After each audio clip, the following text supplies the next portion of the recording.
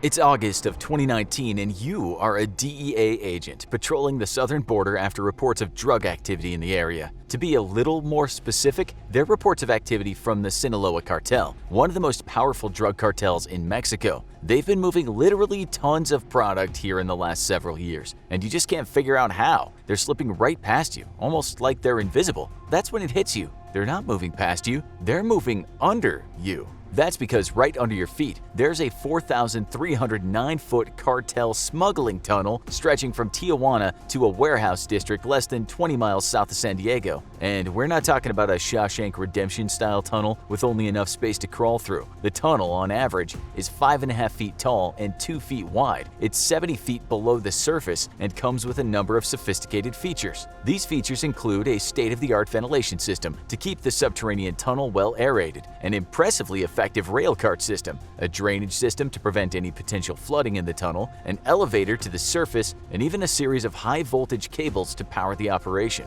And that's because drug cartels seem to excel at three things: drug trafficking, murder, and covert civil engineering. And this is far from the first time drug cartels have used DIY smuggling tunnels to ply their trade. According to the U.S. Department of Homeland Security, 183 cross-border tunnels have been built since the start of the 1990s, with many more likely remaining undiscovered out there. The tunnel problem is so pervasive that the DEA, Homeland Security, Border Patrol, and Customs Enforcement have created tunnel task forces to deal with the issue. These task forces perform sting operations in tunnel hotspots, such as warehouses in the Otay Mesa Commercial District in California, where a number of these drug trafficking tunnels terminate. They're a complex and extremely expensive problem to deal with. Before we get into the history of these tunnels, first, let's get technical. Most illicit cartel tunnels are colloquially known as gopher holes. These are more like the aforementioned Shawshank escape tunnels. They're typically less than 100 feet long and a tight fit. They're only really big enough for a single person to crawl through. Tunnels like these have been used by everyone from drug smugglers to the Viet Cong, but the Sinaloa Cartel elevated the smuggling tunnel to an art form. They created what law enforcement agencies refer to as super tunnels. These tunnels have been found as deep as 70 feet or 21 meters below the surface and are typically tall and wide enough for a person to comfortably walk through. Like the tunnel found in 2019, they're often also technologically advanced. You can expect to find electrical lights, elevators, ventilation systems, and sometimes even built-in tracks for vehicles and carts. Constructing a super tunnel is an intense, months-long process and can cost upwards of $1 million to fully complete. This might seem like a costly investment, but considering the Sinaloa Cartel is estimated to make billions of dollars every year, it's practically chump change. This, however, doesn't stop the actual tunnel building process from being dangerous and labor-intensive. The cartel typically lures in low-paid Mexican laborers eager for paying work, then forces them to work night and day digging shifts under a threat of violence and even death. Dig teams work with electric shovels, working typically in teams of 3. They use an impromptu elevator system to lift excess dirt and sand out of the mine shaft, working at full efficiency, typically achieved by workers being sufficiently terrified for their lives. They can extend the tunnel by 16 feet a day. The more workers, the quicker the process tends to go.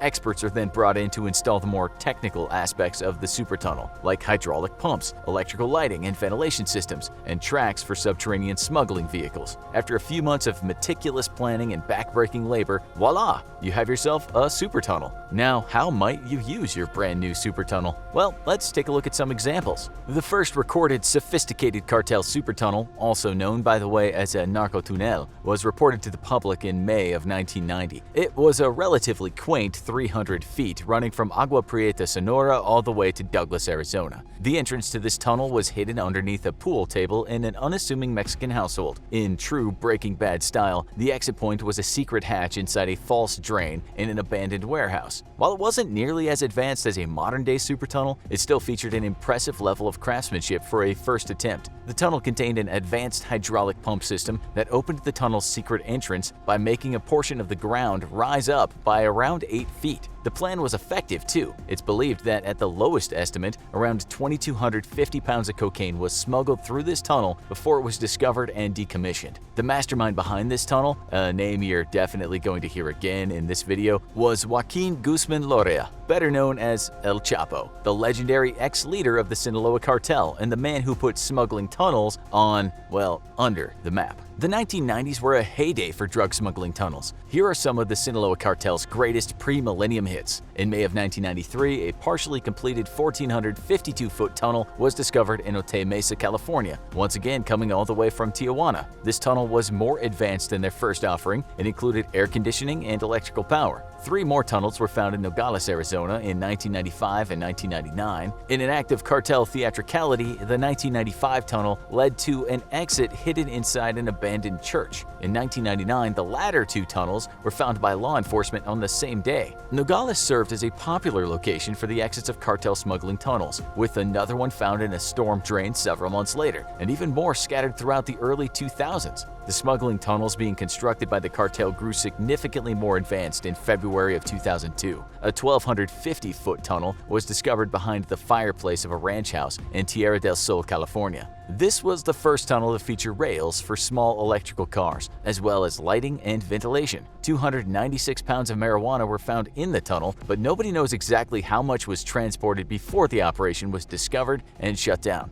The Sinaloa Cartel is surprisingly creative in its tunnel placement, with some entrances and exits to these covert passages feeling like they were ripped straight out of a primetime drama or a bizarre dark comedy. In addition to being hidden behind fireplaces and in abandoned churches, other locations include empty graves in Mexico, water wells built directly into rocky hillsides, and even below a seemingly innocuous mattress laying in a Mexican junkyard, which led directly to San Isidro, California in 2004. Storm drains like the one in Nogales are also an extremely popular exit for cartel smuggling tunnels, where drug packages are fed up into the bottoms of parked cartel vehicles for easy and innocent-looking transport. So remember, next time you're near a storm drain in Arizona, Texas, or California, you don't have to worry about evil clowns, but you may have to deal with an angry member of the Sinaloa Cartel. Jury's out on which is worse. The international drug trade is a multi-billion-dollar business, and as a result, the cartels are highly motivated to get their high-demand product across the border by any means necessary. In the early 2000s, the use of electrical rail carts in these tunnels spiked, massively increasing the quantity of product the cartel personnel were able to move. Drug cartels may be vast and dangerous criminal organizations full of vicious killers, but they really know how to double down on a winning formula. No matter how aware US and Mexican law enforcement became, these tunnels kept popping up. Considering the expenditure of money and effort on building these tunnels was dwarfed by even a fraction of the profits the cartels could make from using them, even for a short period, it hardly mattered when they were found and shut down. In short, cartels make more than enough profit from these tunnels that they can afford to lose them. Law enforcement is playing a losing game of whack-a-mole with the Sinaloa Cartel. They can build and abandon tunnels faster than the police can find them. To give you some perspective on the sheer extent of the cartel's use of drug smuggling tunnels, it would be impossible and honestly pretty boring to give you a complete, exhaustive list of all the tunnels created and used since the early 1990s. The cartel has used this technique countless times, and these are just the tunnels that were actually found. There's no way of knowing the true extent of the cartel's tunneling activities. It's through this sheer amount of practice that the cartels have been able to refine their tunneling methods to the infrastructural heights they're achieving today. In September of 2018, US authorities even found an uncompleted tunnel that utilized a solar-powered lighting system. So they may have killed over 60,000 people since 1964, but at least they're environmentally conscious. However, the uses of these tunnels aren't just limited to smuggling drugs across the US-Mexico border. One of the most famous uses in recent memory didn't actually involve drugs at all. This brings us back to the infamous drug lord Joaquin El Chapo Guzman,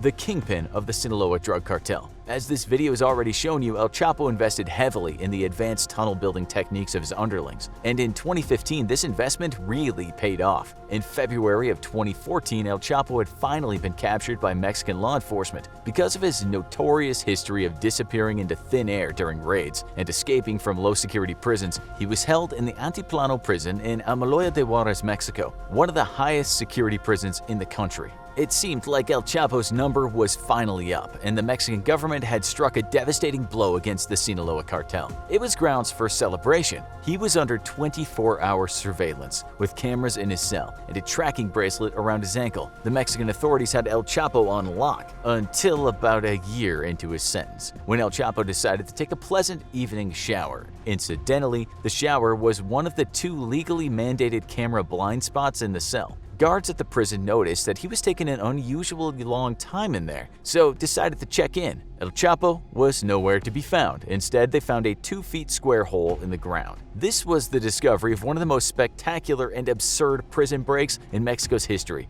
30 feet below the surface, El Chapo's goons had secretly built a 4,921-foot-long tunnel beneath the prison over the course of several months. El Chapo had cut off his ankle bracelet and descended into the personal escape tunnel. Like many of the more modern tunnels, this one was fitted with electrical lighting and ventilation. It also featured a motorcycle fixed to a built-in track, which El Chapo rode to freedom, breaking the light bulbs above him as he passed, hours before anyone realized he was missing. The whole plan was perfectly orchestrated to buy him and his men plenty of time as he surfaced in an empty cinderblock house and made his final escape. The whole plan went off without a hitch. Once again, a secret cartel smuggling tunnel was the answer to El Chapo's prayers. El Chapo has since been recaptured and extradited to the US to serve a life sentence at the ADX Florence Supermax prison. Sadly for him, that's a little too far for even his devoted underlings to tunnel. But under the Sinaloa cartel's new leader, Ismael El Mayo Zambada, it's unlikely that the tunneling activities will stop anytime soon. After all, why give up on a winning formula?